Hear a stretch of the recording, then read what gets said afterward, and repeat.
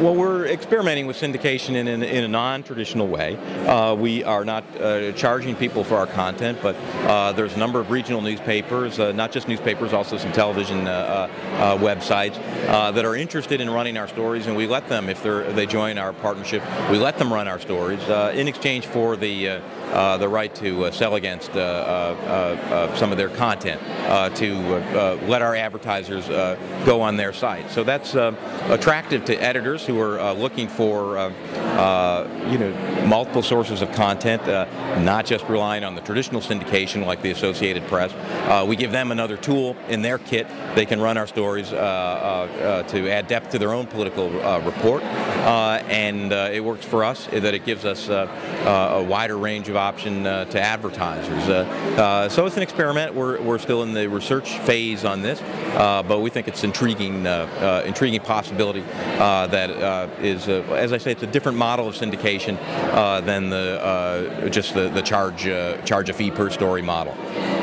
Now you guys are you have some video. Tell us a little bit about the video strategy on the site and the syndication that goes along with that, perhaps. Right. It's a strategy, if you want to call it that, that's been developed almost by serendipity. We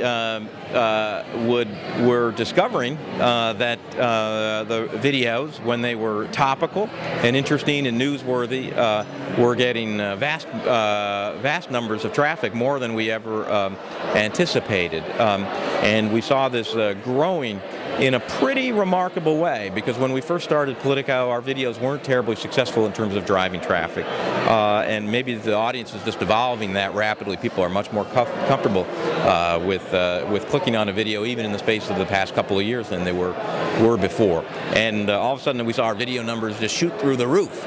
Anyway, it became obvious that we should be doing more video, and we're having success with advertisers selling that video. So it works both, I think, as a journalistic idea and also as a business proposition. Well, speaking about the business proposition, just tell us, you are an advertiser, you're a free advertiser. How is that model working for you guys, and how do you see the business model developing? It works for us. We're an advertiser-supported publication. We started 2.5 years ago, so we're in our third year, and we are profitable in our third year. We expect to finish the year as a profitable enterprise. So I think that's an impressive achievement to build a fairly substantial journalistic operation that also can reach profitability in year 3. That makes us very encouraged by the particular model that we have.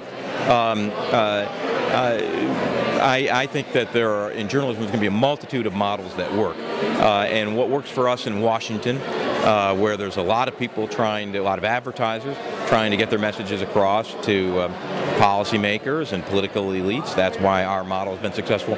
That's not necessarily applicable in other places. Maybe it may not be. I don't think any of us at Politico see ourselves as trying to break some kind of code that's a unified field theory that's applicable in all cases.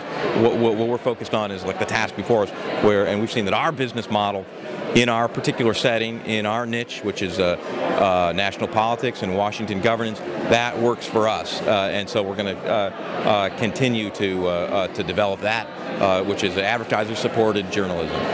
And you have a pretty good story ongoing with President Obama there. There was no big drop-off after the election, some. How are we doing?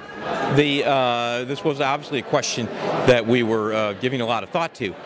We saw our traffic rise steadily through the 2008 election, and clearly, even our name is Politico, that people associate us with politics. We didn't know what would happen to traffic after the November election.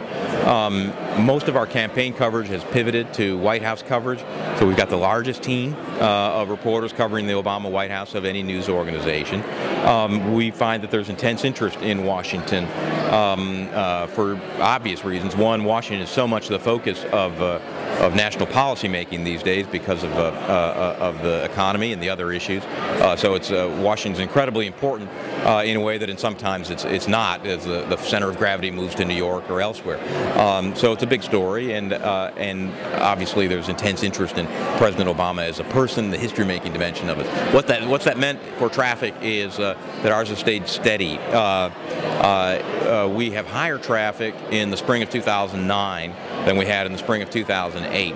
Our traffic is not as high as it was in the very peak months, October, November of 2008, where the whole world was tuned into the U.S. presidential election. That did give us a spike that we didn't expect would be sustained. But so we had a modest drop-off, and over time we're seeing our traffic stay on an upward trajectory.